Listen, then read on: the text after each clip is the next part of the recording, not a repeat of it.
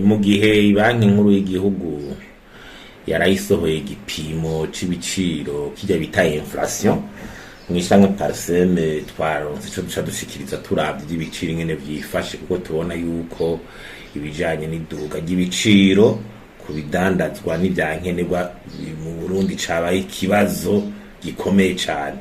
Uravye nk'ibinyobwa ari bihingurwa, ibinyobwa vya Brarudi mbere n'ibinyobwa abarundi bakora, uravye ibiciro vyavyo urabona ko bisigaye ari umurengero. Ukaraba isukari aho igeze, ukaraba ivyamwa aho bigeze, ukadaraba ibiribwa nk'umuceri, ibihaya, ukaraba aho bigeze, ibikoresho vyo kubaka, ibikoresho vyo gukora amamodoka n'ingendeshwa, ukaraba impuzu n'ivyambagwa, ukaraba ibintu vya ekipima, ukaraba nk'ibikoresho by'amashuri ingene byari vyifashe, urabona ko ari ikibazo kirenze.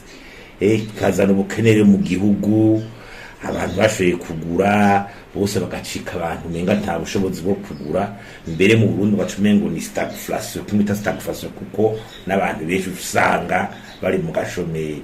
Uri kuraba rero impamvu biriko biravako ni nyinshi kandi ziticariwe, ni kibazo kuri Burundi. Bwa mbere uravye ibijanye n'amafaranga y'agaciro ahageze igiciro, ico kizoguma kibangamiye ibiciro mu Burundi, kandi umuti umengo usa n'utaraboneka, kandi ni kibazo. Uravye umwimbu w'ivyimburwa vy'ibiribwa ingene uguma uri mu kuravya abantu ingene bagura n'ingene bangana, ni kibazo kubera uburimyi buguma bukoresha ibikoresho vya kera ata mahinduka manini bushoboronka.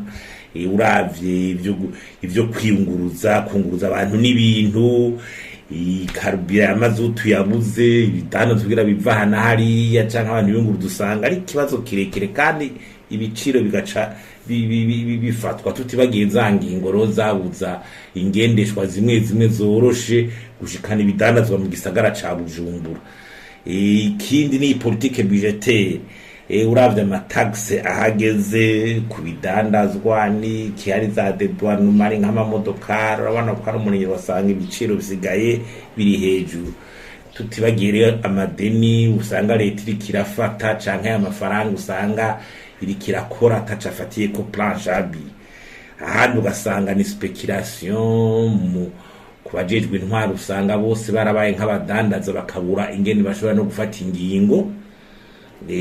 Amashira hamwe nka za Brarudi canke n'ayandi ugasanga mu guhingura kubera umuyaga nkuba, kubera ivyo bitoro bibura kugira n'amazuta ashobore gufasha amagroupe electrogene, ugasanga nabo nyene ivyimburwa vyabo ni bike cane.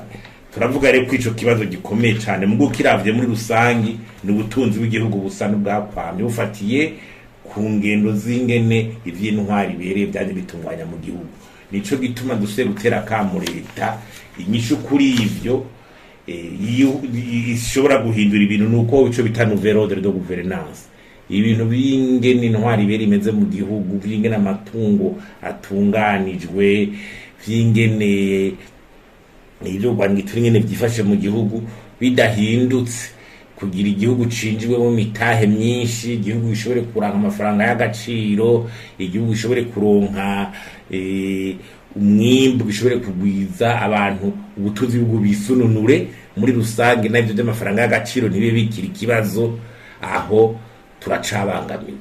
Leta rero ibwiza kubimenya, twashitse kubera ingorane zagiye ziraba umurengera zifatangana, none hadafashwe ingo zikomeye zizaniye nouvel ordre de gouvernance, amahinduka cane kuvyerekeye ingene ivy'intwaro bitunganije, kugira igihugu cizegwe. Hazokwama hari ikibazo, turetse rero ko n'ubu injyane za politiki ubu n'umengo gusura kuza ziraduka, kizokwama ari ikibazo.